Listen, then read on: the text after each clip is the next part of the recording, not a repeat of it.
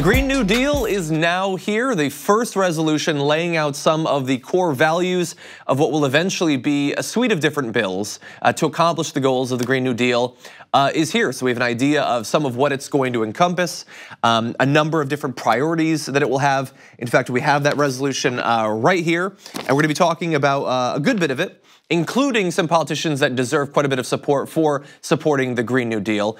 Quotes from Alexandria Ocasio-Cortez defending as well. I wanna start off though just by reading a portion of the beginning of it. I had to stop myself from just reading the entire thing live on there because I'm so excited about it, but here is the beginning. It starts with, it is the duty of the federal government to create a Green New Deal, and here are some of what that actually means in practice. To achieve net zero greenhouse gas emissions through a fair and just transition for all communities and workers, to create millions of good high-wage jobs and ensure prosperity and economic security for all people of the United States, to invest in the infrastructure and industry of the United States to sustainably meet the challenges of the 21st century, to secure for all people in the US for generations to come clean air and water, climate and community resiliency, healthy food, access to nature and a sustainable environment, and to promote justice and equity by stopping current, preventing future, and repairing historic oppression of indigenous communities, communities of color, migrant communities, deindustrialized communities, depopulated rural communities, the poor, low-income workers, women, the elderly, the unhoused, people with disabilities, and youth, referred to in this resolution as, quote, frontline and vulnerable communities. That lays out some of the priorities. So obviously, first and foremost there is net zero greenhouse gas emissions. While the Green New Deal is an expansive sort of framework within which many policies will reside that touch on virtually all aspects of the US economy, the core goal, if it doesn't achieve this one goal, then the rest of it will have largely been for naught, is to get rid of greenhouse gas emissions, which is believed to be necessary not to stop climate change from happening. That door is shut. Climate change is happening. We're feeling the effects of it literally every day already, and we have for a number of years. But to stop the worst excesses of more than 2 degrees Celsius increase in the global average temperature.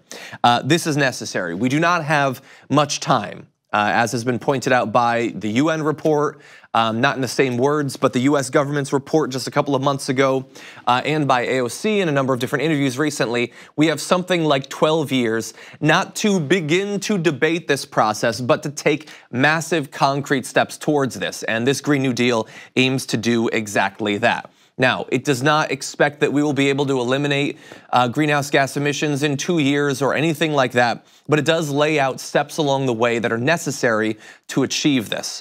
And along the way, by the way, some people will, I want to focus on just the good of this, but I do have to acknowledge that there will be, disingenuous right-wing attacks instantly. So the fact that this mentions producing jobs, the fact that it mentions healthy food, that it talks about justice and equity for those who have been disadvantaged by the US government that are currently marginalized along a number of different axes, they will say, well, this is just a progressive everything.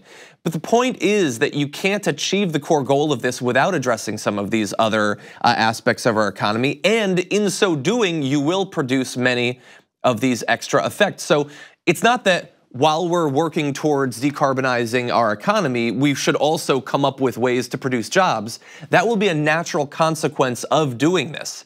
The right is going to attempt to portray this as a massive drag on the economy. It will destroy economic productivity and all of that. That could not be farther from the truth. What we will need to accomplish, both from the government side, from the economic side, the societal side, to accomplish these goals is going to necessarily stimulate the economy in a massive way. It is going to produce a gigantic number of jobs. Now, where those jobs will come from will not necessarily be the same place as some of the vested interests that are going to be fighting against the Green New Deal. So you're probably not going to have a lot of new oil and coal jobs as a result of this, understandably so. But in a number of new industries that will be subsidized, that are currently sort of in their infantile stages right now, that need the support of the US government for at least a few more years to fight against, to be competitive against coal and natural gas and all of that, they will be able to produce massive amounts of jobs. That is a process that we have already been seeing for some time in the US. The solar industry, for instance, has been absolutely booming. We will see much more of that as well. Now, I want to give credit to some politicians who have signed on to this, even though the very idea has been mocked by a number of different people.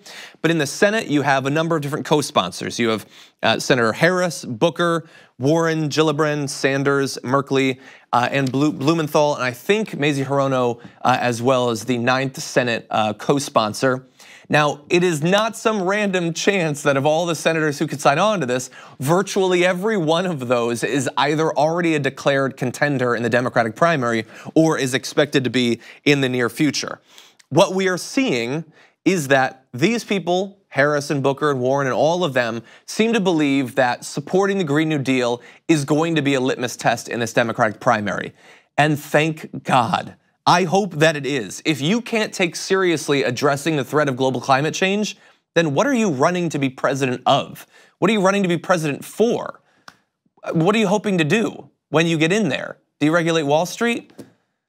Like little changes around the edges? No, this could become the core of the Democratic Party for a generation.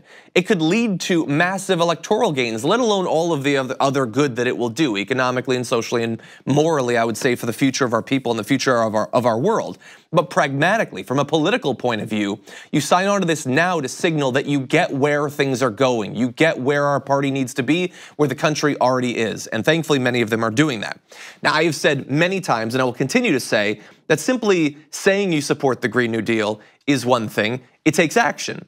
Now, them co-sponsoring this legislation, that is not nothing, and they deserve credit for that. Now, supporting and advocating for all of the future legislation that will be needed to actually accomplish these goals, because this is a resolution laying out what needs to happen.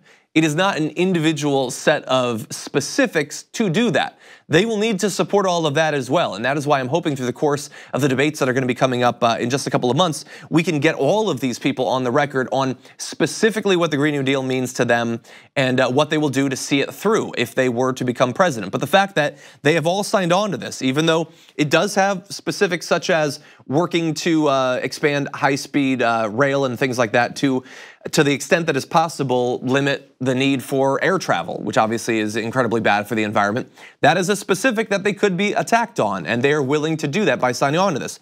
The fact that we're going to be pushing for massive investment in electrical vehicles, charger installations across the country to hopefully in the near future eliminate the need for internal combustion engines, that is a specific that they could be attacked on, and they are willing to do that by signing their names on here. So this is not everything they need to do to deserve credit, but it is some.